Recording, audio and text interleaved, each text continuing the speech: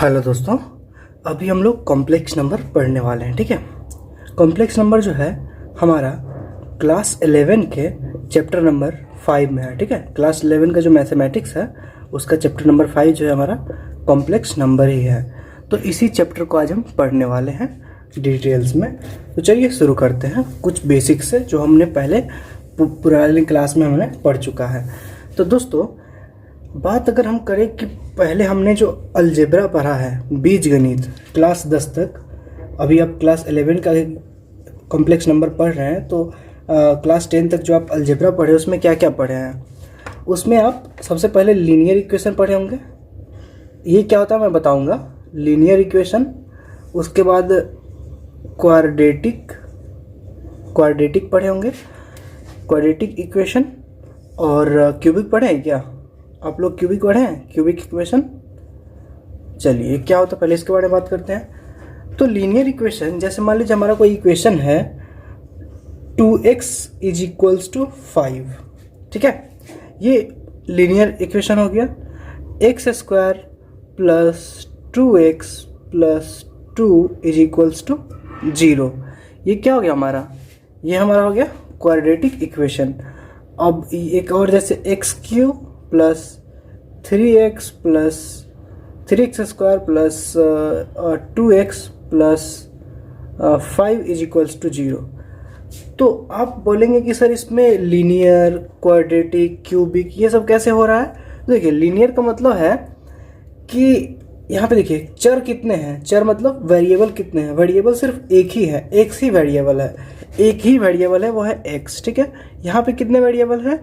देखिए यहाँ पे भी एक ही वेरिएबल है, जहाँ भी x ही है, यहाँ पे भी कितने हैं? एक ही वेरिएबल है ना, एक ही वेरिएबल है हर जगह।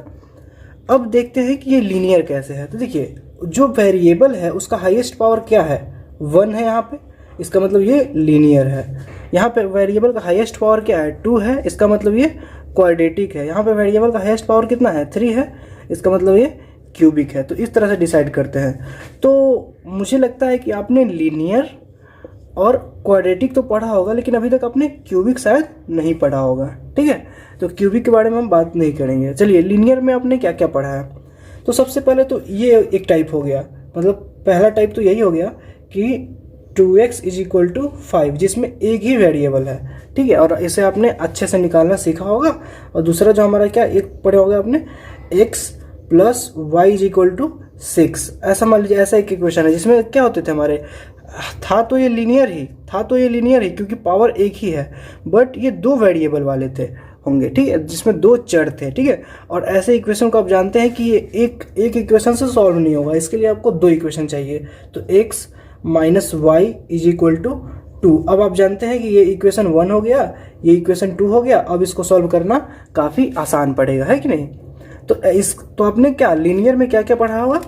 एक तो एक चर वाले रैखिक समीकरण, मतलब 1 वेरिएबल वाले लीनियर इक्वेशन। ठीक है, एक चर वाले रैखिक समीकरण और 2 चर वाले रैखिक समीकरण। ठीक है, ये आपने पढ़ा होगा। यहाँ पे क्वाड्रेटिक में आपने शायद 2 चर वाले नहीं पढ़े होंगे। ठीक है, 2 चर वाले यानी x² + y² + 2xy, शायद ऐसा करके आपने कुछ हो सकता है पढ़े होंगे। बट ये क्या होता है ना कि इसको आपने सॉल्व करना नहीं सीखा होगा। ये तो नॉर्मल फार्मूला हो गया, x + y का होल स्क्वायर। तो आपने मेनली करके जो यही पढ़ा होगा। ठीक है, इसको सॉल्व करना, जो डिस्क्रिमिनेंट मेथड है उसको हम डिस्कस करेंगे, क्योंकि इसमें हमें उसका ज़रूरत है। तो उसको हम, तो चलिए आज का जो हमारा डिस्कशन होगा वो इसी के ऊपर हमारा बेस्ड होगा। ठीक है, क्वाड्रेटिक इक्वेशन के ऊपर बेस्ड होगा। तो चलिए इसको एक बार रिवाइज करते हैं, पिछले क्लास में जो पढ़े हैं, और उसको फिर हम लोग आगे कॉम्प्लेक्स नंबर से जोड़ के देखते हैं कि कैसे कॉम्प्लेक्स नंबर में इसका हमें यूज आता है।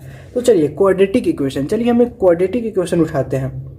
जैसे मान लीजिए हम एक क्वाड्रेटिक इक्वेशन उठाते हैं, x² प्लस क्या, +4x + 4 = 0।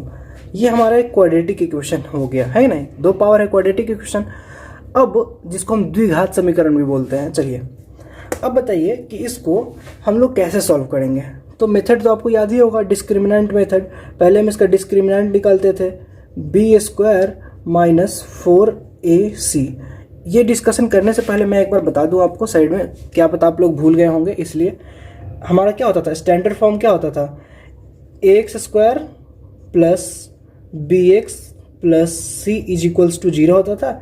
d हम कैसे लिखते थे, d हम लिखते थे b² माइनस 4ac, और x की दो वैल्यू इसमें देखिए, द्विघात समीकरण है मतलब क्वाड्रेटिक इक्वेशन है, तो दो सॉल्यूशन आएंगे इसके, x1 एंड x2, और इसके वैल्यू क्या होंगे, इज इक्वल्स टू क्या होंगे, minus b plus minus root under D by 2a।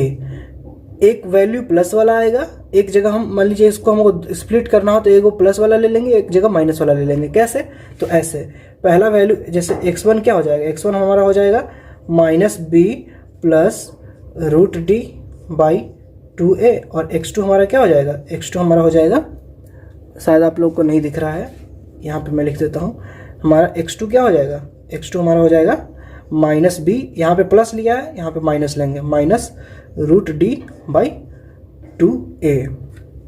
तो इस तरह से हम सोल्व करते थे। तो ये तो हमारा हो गया कि थ्योरी हो गया, इसको एप्लीकेशन में हम लोग उतारते हैं। तो ये हो गया हमारा एप्लीकेशन। अब डी, ये तो b² माइनस 4ac, ये तो वही ये है, वही फॉर्मूला है, तो इसको बैठाइए। अब b कहाँ है हमारा, b बताइए दोस्तों, ये है, ठीक है ना, b² मतलब 4 का स्क्वायर माइनस 4 इंटू ए कहाँ है, यहाँ पे है, कुछ नहीं है, एक के जगह पे तो 1 ले लेंगे, सॉरी, a इंटू, अब c की बात करें तो यही तो है टर्म c, तो यहाँ पे अगर हम 4 से मल्टीप्लाई करें तो हमारा क्या हो जाएगा, 4 का स्क्वायर 16 माइनस 4 इंटू 4, 4 4 जा 16 इज इक्वल्स टू 0। तो d हमारा क्या आ गया, 0। अब इसी को हम x1 और x2 इसमें लिखेंगे, x1 एंड x2, तो हमारा क्या हो जाएगा, माइनस b फिर से यही है b, minus b plus root D, root में जो भी करिएगा बात बराबर ही आएगा, बाई 2 इंटू 1, ठीक है। और x2 क्या हो जाएगा, x2 क्या हो जाएगा, माइनस, यहाँ पे ये माइनस में आएगा, बाई 2 इंटू 1। अगर इसे हम सॉल्व करें तो हमारा क्या आएगा, देखिए, चूँकि यहाँ पे ये जो है ये तो 0 ही है, और 2 में 1 से मल्टीप्लाई करेंगे तो 2 ही होगा, ये मल्टीप्लाई 2 ही होगा, और ये तो 0 ही है, तो इसको कोई फर्क ही नहीं पड़ेगा। तो क्या हो जाएगा, इसको अगर काटेंगे तो ये एक वैल्यू आ जाएगा -2, और दूसरा वैल्यू भी आ जाएगा -2, मतलब दोनों ही वैल्यू -2 आया, x1 एंड x2 का वैल्यू -2 आया, ठीक है। अब ये तो हमारा हो गया मेथड ऑफ सॉल्यूशन। अब हम लोग चलते हैं, थोड़ा देखते हैं कि इसका कॉम्प्लेक्स नंबर से क्या रिलेशन है।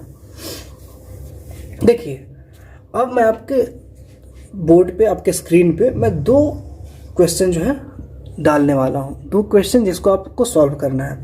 पहला क्वेश्चन है x² सॉल्व करने का आप पहले से भी जानते थे, मैंने भी बता दिया कि कैसे सॉल्व करना है, तो आप लोग सॉल्व तो कर ही लेंगे, ट्राई करें। x² plus 2x plus 2 is equal to 0, और दूसरी तरफ है x² plus 1 is equals to 0। दोनों में से बताइए पहले किसे सॉल्व करना है। आपको तो आसान यही लग रहा होगा, सोच रहे होंगे कि सर पहले यही सॉल्व करिए। तो चलिए मैं पहले ही बता देता हूँ कि ऐसे इक्वेशन का सॉल्यूशन जो है वर्षों तक, मतलब यूँ समझिए कि 500-700 वर्षों तक इसका सॉल्यूशन ही नहीं आया है। सोचिए इसमें क्या बात होगा कि इसका सॉल्यूशन नहीं आया होगा। चलिए उसी बात के बारे में बात करते हैं। तो इसका सॉल्यूशन लिखने के लिए हम लोग क्या करेंगे कि सबसे पहले इस इक्वेशन को ध्यान से देखेंगे। तो यहाँ पे मान लीजिए हमें क्या है कि इस इक्वेशन में हम क्या कर सकते हैं कि जो x² plus 1 is equal to 0 है, तो ऐसे सॉल्यूशन का, ऐसे क्वेश्चन का आप आंसर तो हमेशा ही जानते हैं कि हमारा जो लेफ्ट हैंड साइड में जो चीज़ है वो राइट हैंड साइड के बराबर हो जाए तो हमारा ये चीज़ सेटिस्फाई हो जाएगा, है कि नहीं। कहीं भी मान लीजिए हमारा यहाँ पे x² minus 4 is equals to 0 है ना। तो इस इक्वेशन में क्या है कि क्या बोल रहा है कि x की जगह पे ऐसा वैल्यू डालो जिसमें से अगर जिसका स्क्वायर करने पे उसमें से 4 घटाएं तो 0 के बराबर आए। देखिए x की जगह पे हम अगर 2 रखेंगे, 2² माइनस 4 इज इक्वल्स टू 0, तो 4 माइनस 4 इज इक्वल टू 0, ये सेटिस्फाई हो गया, मतलब ये इक्वेशन सही है। तो हमें जो हम उस वहाँ पे भी जो हमारा x² plus 4x plus 4 is equal to 0 था, तो वहाँ पे हम क्या कर रहे थे, x की वैल्यू ही फाइंड कर रहे थे ना। किस x की वैल्यू यहाँ पे रखने से हमारा ये काम करने पे 0 आ जाएगा। यही तो हम कर रहे थे, x की वैल्यू तो फाइंड कर रहे थे। तो उसका अल्टरनेट मेथड यहाँ पे इजी सा लगा सकते हैं। एक तो डिस्क्रिमिनेंट मेथड से तो हम इसको सॉल्यूशन कर ही सकते हैं। क्या बोल देंगे कि हम ऐसा बोल देंगे कि x square plus 0x plus 1 is equals to 0, ऐसे करके तो हम कर ही सकते हैं, ठीक है, डिस्क्रिमिनेंट मेथड से। लेकिन इसको एक तो सिंपल सा तरीका भी तो हो सकता है, x में हम एक ऐसा वैल्यू ले जिसका स्क्वायर करके अगर हम 1 जोड़े तो वो 0 के बराबर आए, ठीक है। जैसे मान लीजिए हमारा जो x square -4 is equals to 0 था, तो इसमें x का वैल्यू हमारा क्या हो जाएगा, +2 और -2, क्योंकि यहाँ पे +2 भी रखिएगा तो 2 का स्क्वायर 4, 4 - 4 0, ठीक है। -2 भी रखिएगा तो माइनस का स्क्वायर तो प्लस ही होता है, क्या हो जाएगा, यहाँ पे -2 का स्क्वायर रखिएगा 4, -4 इज इक्वल टू 0, ये भी सेटिस्फाई कर रहा है। उसी तरह से आप लोग ये बताइए कि x का वैल्यू क्या रखें कि हमारा उसमें से +1 करेंगे तो 0। तो चलिए हम लोग कुछ वैल्यू रख के देखते हैं। सबसे पहले तो 1 ही रख के देख लेते हैं, ठीक है, 1 रख के देख लेंगे, फिर -1 रख के देख लेंगे, फिर पहले 1 रख के देख लेते हैं। 1 रखने से क्या आ जाएगा हमारा, बताइए, 1 का स्क्वायर 1 + 1 इज इक्वल्स टू 0, मतलब 2 इज इक्वल्स टू 0। ये तो सेटिस्फाई नहीं कर रहा है, नहीं कर रहा है सेटिस्फाई। दूसरा आप आगे जाते हैं, आगे अगर जाएं तो हम क्या देखते हैं कि -1 अगर रखेंगे तो -1 का स्क्वायर फिर से 1 ही हो गया, 1 + 1 is equals to 0, 2 is equals to 0, ये भी सेटिस्फाई नहीं कर रहा है। आगे अब क्या देखते हैं, चलो ये तो बड़ा बड़ा वैल्यू -0.5 डालते हैं। क्या करते हैं, चलिए -0.5 डालें, का स्क्वायर कितना होता है 0.25, ठीक है, हो जाएगा। तो 0.25 + 1 इज इक्वल्स टू 0, ये भी सेटिस्फाई नहीं कर रहा यार, इसमें तो कोई वैल्यू सेटिस्फाई नहीं कर रहा। तो हाँ दोस्तों, इसीलिए इसका सॉल्यूशन इतना दिन तक नहीं आया है, ठीक है। अब इसको देखिए, अब बोलेंगे कि सर इतना मेहनत करने की क्या ज़रूरत है, इतना जो आप मेहनत कर रहे हो उसकी क्या ज़रूरत है।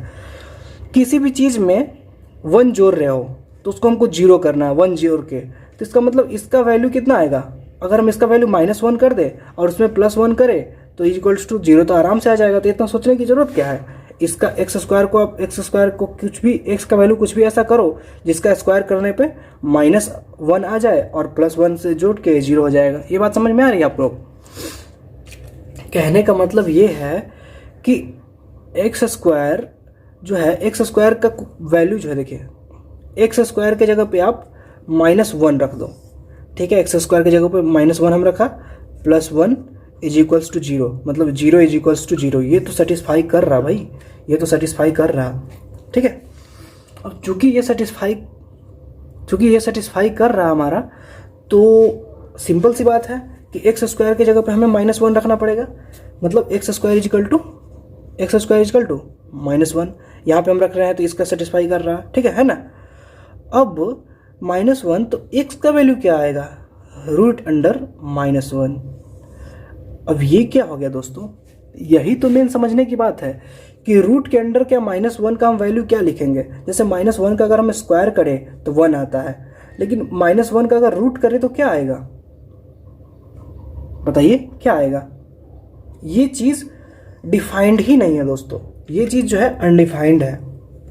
रूट के अंडर माइनस जो है, मतलब हमारा रियल नंबर में इसका सॉल्यूशन नहीं आ सकता है। जैसे मैंने आपको करके दिखाया था, -1 करके, +1 करके, 0.5 रख के, ये सब करके दिखाया था, ये सब रियल है। पहले रियल नंबर क्या होता है, रियल नंबर देखिए, जो परिमेय संख्या है मतलब रेशनल नंबर, और अपरिमेय संख्या इरेशनल नंबर, इन दोनों के मिलने से ही, इन दोनों का जो एक कॉम्बिनेशन से ही हमारा रियल नंबर बनता है। जैसे में कोई भी परिमेय संख्या या अपरिमेय संख्या, मतलब कोई भी इरेशनल या इरेशनल नंबर जो होगा उसको हम रियल नंबर कहेंगे। मतलब रेशनल नंबर भी रियल नंबर है और इरेशनल नंबर भी रियल नंबर है। जैसे इरेशनल में पाई, √2, और रेशनल में 1/2, 3, 5, 2/7, कुछ भी लीजिएगा तो हर नंबर जो है वो रियल नंबर आ जाएगा, है ना।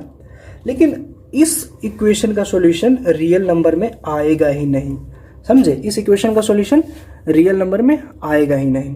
तो इसके लिए जो है लोगों ने क्या कहा कि देख भाई, अब रियल नंबर, लोगों ने क्या, साइंटिस्ट ने कहा, जो साइंटिस्ट या फिर मैथमेटिशियन कह लीजिए, उन लोगों ने क्या कहा, देख इसका कोई रियल सॉल्यूशन तो नहीं आने वाला है।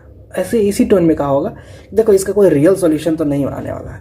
चलो रूट अंडर -1 को हम लोग क्या करते हैं, इमेजिन कर लेते हैं, इमेजिन कर लेते हैं, ठीक है। और इमेजिन क्या करते हैं, उसका पहला ही लेटर करते हैं, आई इमेजिन कर लेते हैं, ठीक है।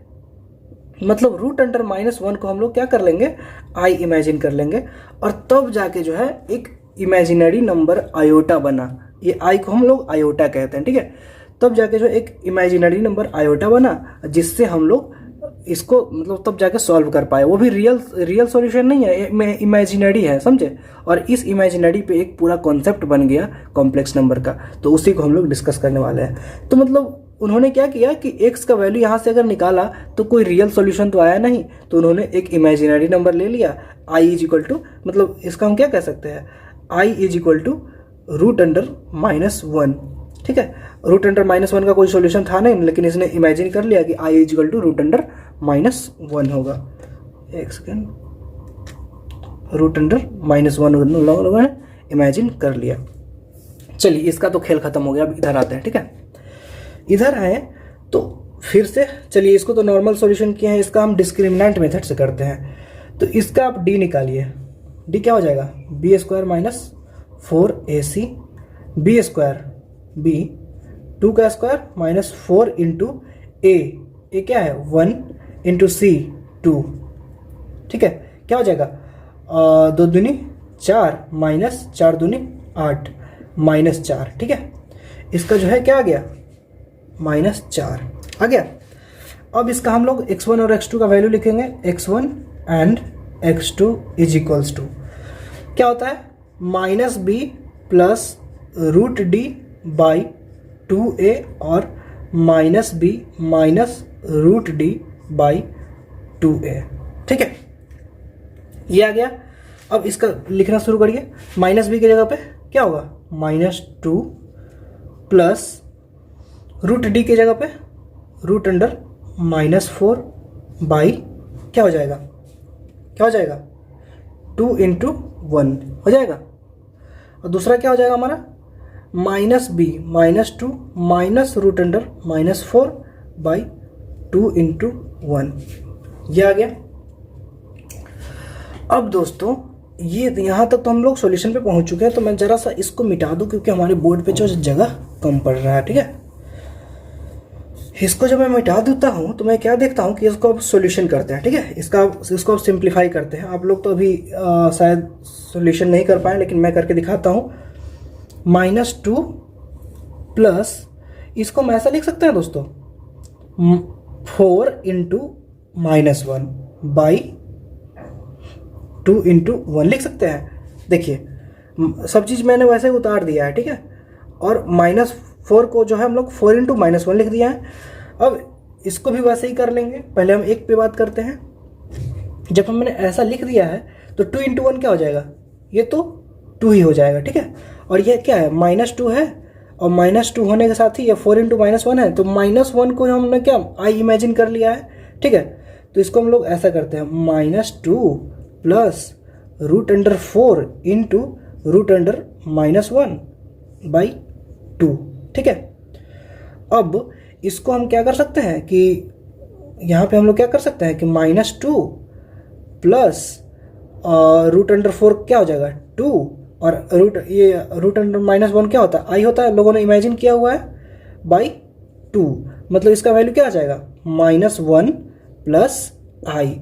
और दूसरा वैल्यू क्या हो जाएगा, अगर हम इसको करें, -1 प्लस आई तो पहला हो गया, और अगर हम इसका करें तो इसका हमारा क्या हो जाएगा, -1, बस यहाँ पे क्या होता है, ये माइनस होता है, इसलिए यहाँ पे -i।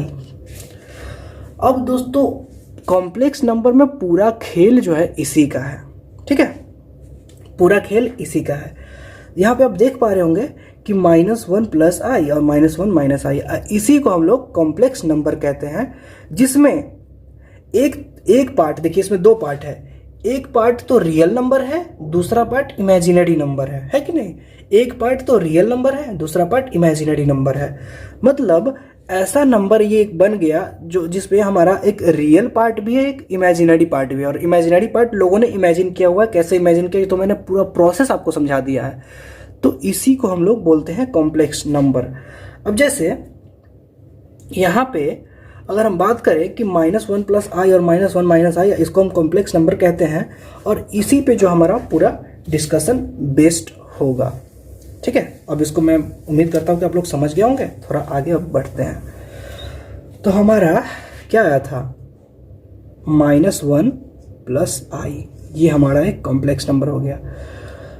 तो देखिए इस वीडियो में मैंने आपको कॉम्प्लेक्स नंबर कैसे आया, देख रहे हैं कि कुछ ऐसे इक्वेशन होते हैं जिसका सॉल्यूशन जो है रियल सॉल्यूशन नहीं होता, और एक कॉम्बिनेशन ऑफ रियल नंबर और इमेजिनरी नंबर से हम उसका सॉल्यूशन निकालते हैं। तो अगली वीडियो में, जो कि लेक्चर नंबर 2 होगा कॉम्प्लेक्स नंबर का, हम लोग पूरे डिटेल्स में जानेंगे कि कॉम्प्लेक्स नंबर आया कहाँ से, कैसे आया, कब आया, ये सारी चीज़ें जानेंगे। और मैंने इस वीडियो में आपको इसके जो है तरीके के बारे में समझाया है कि कैसे आया, मतलब क्या प्रोसेस होगा सोचने का, और जो कॉम्प्लेक्स नंबर आया वो जो है सो मैंने बताया ही। कल हम लोग जो है पूरे डिटेल्स के साथ कॉम्प्लेक्स नंबर पढ़ेंगे, और इस वीडियो को मैं यहीं पे ख़त्म करता हूँ। धन्यवाद दोस्तों, अगर अच्छा लगे तो सब्सक्राइब करिएगा। ठीक है, धन्यवाद।